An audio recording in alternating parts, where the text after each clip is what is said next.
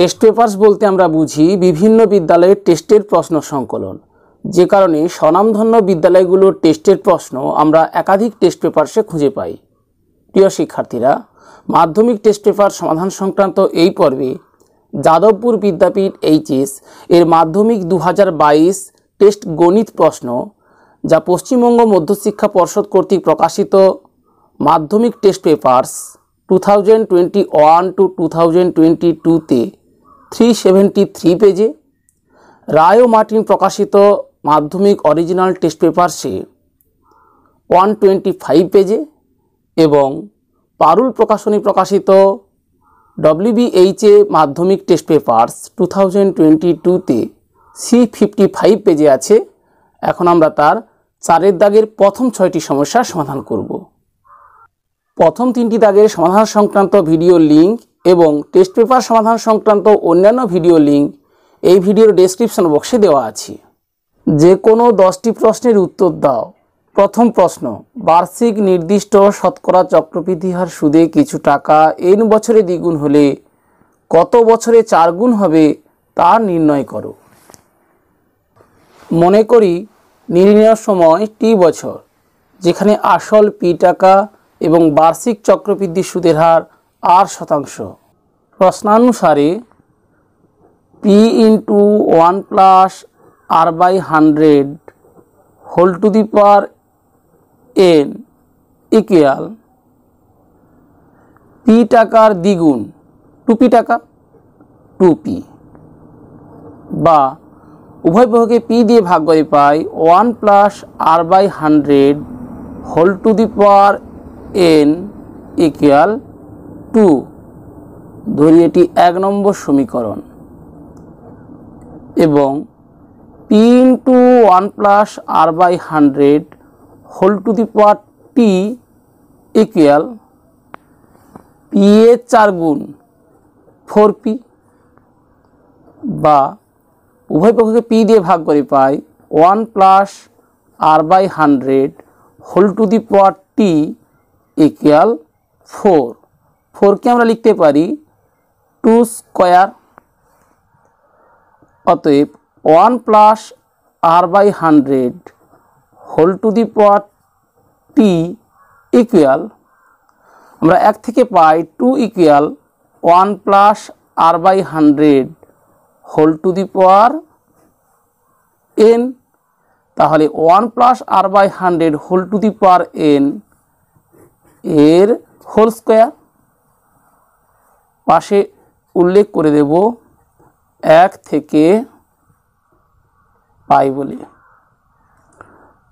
অতএব 1 + r/100 whole to the power t equal 1 + r/100 whole to the power n × 2n।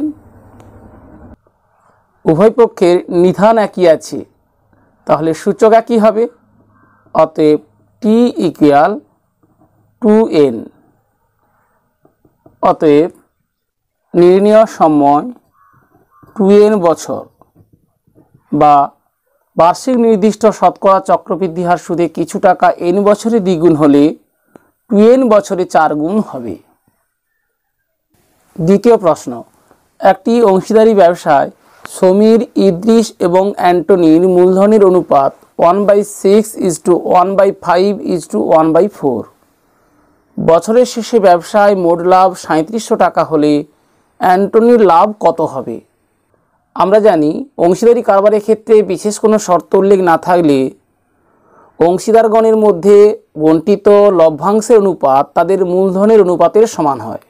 Samir, Idris ও অ্যান্টনির লভ্যাংশের অনুপাত সমান সমীর, ইদ্রিস ও অ্যান্টনির মূলধনের অনুপাত সমান 1/6:1/5:1/4। অনুপাতের প্রতিটি পদ ভগ্নাংশ আকারে আছে। অনুপাতের এই পদগুলিকে পূর্ণ সংখ্যার আকারে প্রকাশ করার জন্য ভগ্নাংশ আকারগুলির হরে থাকা সংখ্যা 6, 5 এবং 4 এর লসাগু 60 দিয়ে প্রতিটি পদকে গুণ করে দেব। Equal 1/6 × 60 1/5 × 60 1/4 into 60 equal 60/6, 10 is to 60/5, 12 is to 60/4, 15। বছরের শেষে ব্যবসায় মোট লাভ 3700 টাকা হলে অ্যান্টনির লাভ সমান 3700 গুণ অ্যান্টনির লাভের আনুপাতিক ভাগহার 15/10 প্লাস 12 প্লাস 15 টাকা সমান 3700 গুণ 15/37 টাকা সমান 3700-কে 37 দিয়ে ভাগ করে পাই 100, 100 গুণ 15, 1500 টাকা।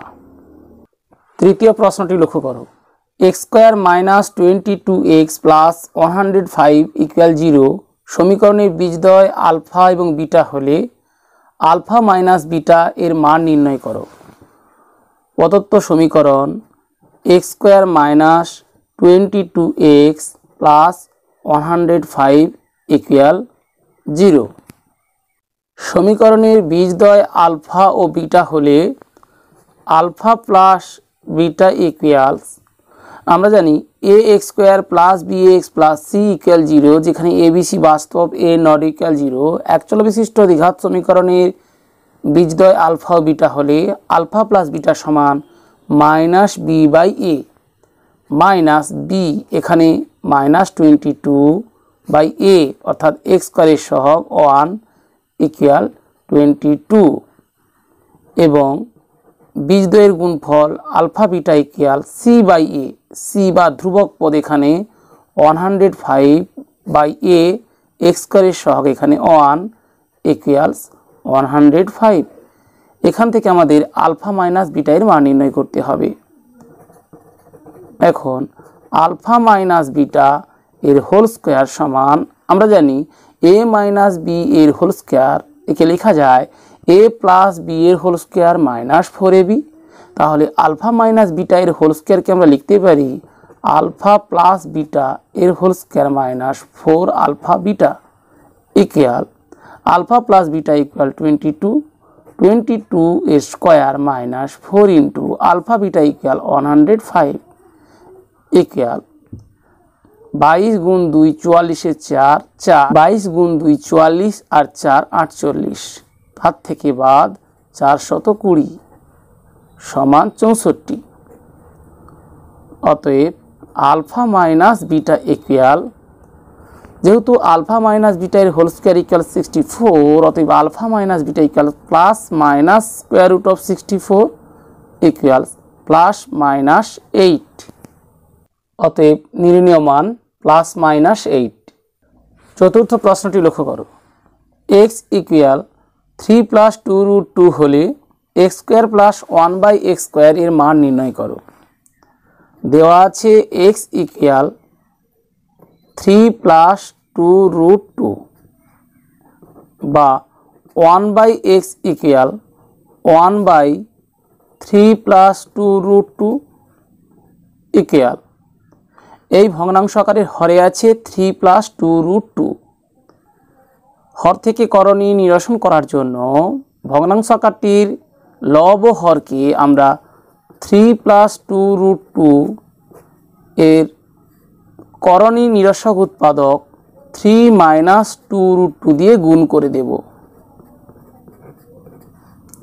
Equal 3 - 2√2 whole divided by a plus b whole into a minus b equal a square minus b square. সূত্রানুযায়ী 3² মাইনাস 2√2 এর whole square equal 3 - 2√2 whole divided by 9 minus 2 square equal 4 into √2 square 2 অর্থাৎ 4 into 2 8, 9 minus 8 equal 1, 3 - 2√2 by 1 equal 3 - 2√2। এখন আমাদের x² + 1/x² এর মান নির্ণয় করতে হবে। এখন x² + 1/x² equal x square plus 1/x এর হোল স্কোয়ার। এ স্কোয়ার প্লাস বি স্কোয়ারকে আমরা লিখতে পারি এ প্লাস বি এর হোল স্কোয়ার মাইনাস 2ab। এরপর আমরা এক্স প্লাস 1/x এর মান বসিয়ে দেব। এখানেই আমরা এক্স প্লাস 1/x এর মান নির্ণয় করে রাখতে পারতাম, যেহেতু নির্ণয় করিনি এখানে বসিয়ে দিই। এক্স এর মান 3 প্লাস 2√2 প্রদত্ত প্লাস 1/x এর মান আমরা নির্ণয় করেছি 3 মাইনাস 2√2, তাহলে এর হোল স্কোয়ার মাইনাস লব হরকে x দিয়ে ভাগ করি, এক্ষেত্রে 2, 3 প্লাস 3 6, 6 স্কোয়ার 36 মাইনাস 2 ইকুয়ালস 34। অতএব নির্ণেয় মান 34। পঞ্চম প্রশ্নটি লক্ষ্য করো। অকেন্দ্রীয় বৃত্তের এবি ব্যাস এবং সিডি একটি জ্যা। এবি ও সিডি বর্ধিত করলে বৃত্তের বাইরে ই বিন্দুতে মিলিত হয়। কোণ এ ও ডি সমান 140 ডিগ্রি। কোণ এ ও ডি সমান 140 ডিগ্রি ও কোণ ও এ সি সমান 50 ডিগ্রি। কোণ ও এ সি সমান 50 ডিগ্রি হলে কোণ বিইডি এর মান নির্ণয় করো। কোণ বিইডি অর্থাৎ এই কোণটির মান নির্ণয় করতে হবে। একাধিক পদ্ধতিতে আমরা সমস্যাটির সমাধান করতে পারি। বিসি যুক্ত করা হলো, অতএব কোণ এসিবি অর্ধবৃত্তস্থ কোণ, কারণ অকেন্দ্রীয় বৃত্তের এবি ব্যাস, সি বৃত্তের উপরিস্থিত একটি বিন্দু, তাই কোণ এসিবি অর্ধবৃত্তস্থ কোণ। অতএব কোণ এসিবি ইকুয়ালস 90 ডিগ্রি। বিডি বৃত্তচাপের দ্বারা গঠিত সম্মুখ কেন্দ্রস্থ কোণ বিওডি এবং বৃত্তস্থ কোণ বিসিডি। কোণ বিসিডি সমান হাফ অফ কোণ বিওডি সমান 1/2 ইন্টু কোণ বিওডি এর মান 180 degree minus 140 degree equals 1/2 into 40 degree equals 20 degree. অর্থাৎ এই কোণটির আমরা মান পেলাম 20 ডিগ্রি আর এই কোণটির মান 90 ডিগ্রি। অতএব কোণ এসিডি অথবা এসিই ইকুয়াল কোণ এসিবি প্লাস কোণ BCE equal 90 degree plus 20 degree equals 110 degree. ত্রিভুজ এসিই এর কোণ এ ইকুয়াল 50 ডিগ্রি, কোণ সি ইকুয়াল 110 ডিগ্রি। অতএব কোণ ই ইকুয়াল ত্রিভুজের তিনটি কোণের সমষ্টি 180 ডিগ্রি মাইনাস একটি কোণ 50 ডিগ্রি মাইনাস অপর কোণ 110 ডিগ্রি ইকুয়ালস 180 ডিগ্রি মাইনাস এই দুই কোণের সমষ্টি 160 ডিগ্রি ইকুয়াল 20 ডিগ্রি। আবার ত্রিভুজ এ বি সি এর সি কোণ অর্ধবৃত্তস্থ কোণ অর্থাৎ 90 ডিগ্রি, এ কোণ 50 ডিগ্রি প্রদত্ত, সেখান থেকে আমরা বি কোণের মান 90 ডিগ্রি বিয়োগ 50 ডিগ্রি সমান 40 ডিগ্রি নির্ণয় করতে পারতাম। বিডি বৃত্তচাপের দ্বারা গঠিত সম্মুখ কেন্দ্রস্থ কোণের মান 180 ডিগ্রি বিয়োগ 140 ডিগ্রি সমান 40 ডিগ্রি। সুতরাং বৃত্তস্থ কোণ বিসিডি সমান 20 ডিগ্রি। বিইসি এই ত্রিভুজের কোণ এ বি সি একটি বহিস্থ কোণ, যার মান আমরা নির্ণয় করেছি 40 ডিগ্রি। তাহলে 40 ডিগ্রি বিয়োগ অন্তস্থ বিপরীত কোণ দুটির একটি 20 ডিগ্রি সমান 20 ডিগ্রি, অর্থাৎ ই কোণের মান 20 ডিগ্রি। আমরা এভাবেও নির্ণয় করতে পারতাম। অথবা বিডি যোগ করলে এ বি ডিসি একটি বৃত্তস্থ চতুর্ভুজ পেতাম, যার এ কোণের মান 50 ডিগ্রি দেওয়া আছে। সেখান থেকে আমরা ডি কোণের মান পেয়ে যেতাম 180 ডিগ্রি বিয়োগ 50 ডিগ্রি 130 ডিগ্রি। তাহলে কোণের মান হতো আসলেই 50 ডিগ্রি। এসিডি বৃত্তচাপের দ্বারা গঠিত সম্মুখ কেন্দ্রস্থ কোণ 140 ডিগ্রি হলে বৃত্তস্থ কোণ অর্থাৎ কোণ এ বি ডি হতো 140 ডিগ্রি এর অর্ধেক 70 ডিগ্রি। অর্থাৎ বিইডি এই ত্রিভুজের বহিস্থ কোণ 70 ডিগ্রি, অন্তস্থ বিপরীত কোণ দুটির একটি 50 ডিগ্রি। সেক্ষেত্রে অপর কোণটি হতো 70 ডিগ্রি বিয়োগ 50 ডিগ্রি সমান 20 ডিগ্রি। এভাবেও নির্ণয় করা যেত। শেষের পদ্ধতিটি আরেকবার বুঝে নেওয়া যাক। এটি অকেন্দ্রীয় বৃত্ত, যার এবি ব্যাস, সিডি ব্যাস নয় এরূপ একটি জ্যা। এবি এবং সিডিকে বর্ধিত করলে তারা বৃত্তের বহিস্থ একটি বিন্দু ই বিন্দুতে পরস্পর মিলিত হয়। যেখানে কোণ বি এ সি এর মান 50 ডিগ্রি দেওয়া আছে এবং কোণ এ ও ডি এর মান 140 ডিগ্রি দেওয়া আছে। আমরা কোণ ই এর মান নির্ণয় করব, বিডি যোগ করে দেব। এ সি ডি এই বৃত্তচাপের দ্বারা গঠিত সম্মুখ কেন্দ্রস্থ কোণের মান 140 ডিগ্রি। অতএব বৃত্তস্থ কোণ এ বি ডি অর্থাৎ এবিসিডি বৃত্তস্থ চতুর্ভুজের বি কোণের মান 1/2 ইন্টু 140 ডিগ্রি ইকুয়ালস 70 ডিগ্রি। আমরা জানি বৃত্তস্থ চতুর্ভুজের বিপরীত কোণগুলি পরস্পর সম্পূরক। এ বি ডি সি এই বৃত্তস্থ চতুর্ভুজের এ কোণের মান 50 ডিগ্রি। অতএব ডি কোণের মান 180 ডিগ্রি মাইনাস 50 ডিগ্রি। আবার সিই এর ডি বিন্দুতে ডিবি দণ্ডায়মান, সুতরাং সন্নিহিত কোণদ্বয়ের সমষ্টি 180 ডিগ্রি। তাহলে এই ডি কোণের মান 180 degree minus A B D C বৃত্তস্থ চতুর্ভুজের ডি কোণ। আমরা এই ডি কোণের মান পেয়েছি 180 ডিগ্রি মাইনাস এ কোণ অর্থাৎ 50 ডিগ্রি, আসলে 50 ডিগ্রি, অর্থাৎ এই কোণটি 50 ডিগ্রি। ত্রিভুজ বিইডি এর বহিস্থ কোণ 70 ডিগ্রি। আমরা জানি ত্রিভুজের কোনো একটি বহিস্থ কোণ অন্তস্থ বিপরীত কোণ দুটির মানের সমষ্টির সমান।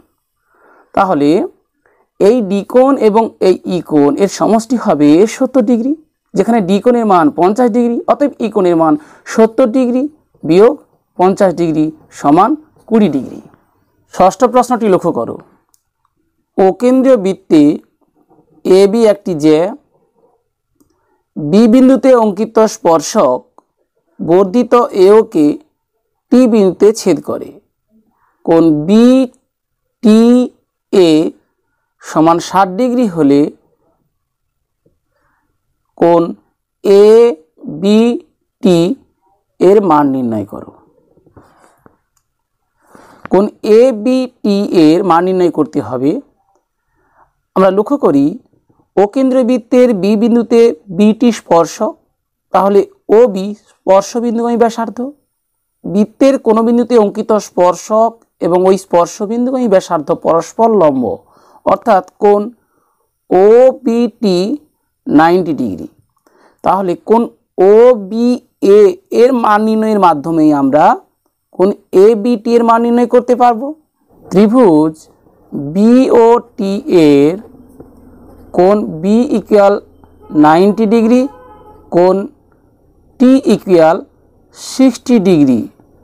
অতএব কোণ ও অর্থাৎ কোণ BOT equal 90 degree minus 60 degree equal 30 degree, অর্থাৎ এই কোণটির মান 30 ডিগ্রি। অতএব কোণ বি এ ও সমান 1/2 ইন্টু 30 ডিগ্রি ইকুয়ালস 15 ডিগ্রি। অর্থাৎ ধরি এখানে একটি বিন্দু সি, তাহলে বিসি বৃত্তচাপের দ্বারা গঠিত সম্মুখ কেন্দ্রস্থ কোণ 30 ডিগ্রি। অতএব বৃত্তস্থ কোণ কেন্দ্রস্থ কোণের অর্ধেক, 30 ডিগ্রির অর্ধেক 15 ডিগ্রি। যেহেতু ও এ সমান ও বি, একই বৃত্তের ব্যাসার্ধ, অতএব কোণ BAO সমান কোণ ABO সমান 15 ডিগ্রি। অর্থাৎ প্রথমে কোণ BOT এর মান 30 ডিগ্রি পেয়েছি, সেখান থেকে আমরা কোণ BAT অর্থাৎ এই কোণটির মান পেয়েছি 30 ডিগ্রির অর্ধেক 15 ডিগ্রি। ত্রিভুজ ABO এর OA সমান OB, অতএব এই দুই বাহুর বিপরীত কোণ অর্থাৎ এই কোণ সমান এই কোণ সমান 15 ডিগ্রি। অতএব কোণ ABT সমান কোণ ABO যোগ কোণ TBO সমান 15 degree plus 90 degree equals 105 degree. প্রিয় শিক্ষার্থীরা, আশা করি এই পর্বের প্রতিটি সমস্যার সমাধান কৌশল বুঝতে পেরেছো। বুঝতে কোনো সমস্যা হলে কমেন্ট বক্সে জানাও এবং পরবর্তী পর্বের নোটিফিকেশান পাওয়ার জন্য চ্যানেলে প্রথম হলে চ্যানেলটি সাবস্ক্রাইব করে পাশে থাকা বেল আইকনটি প্রেস করো।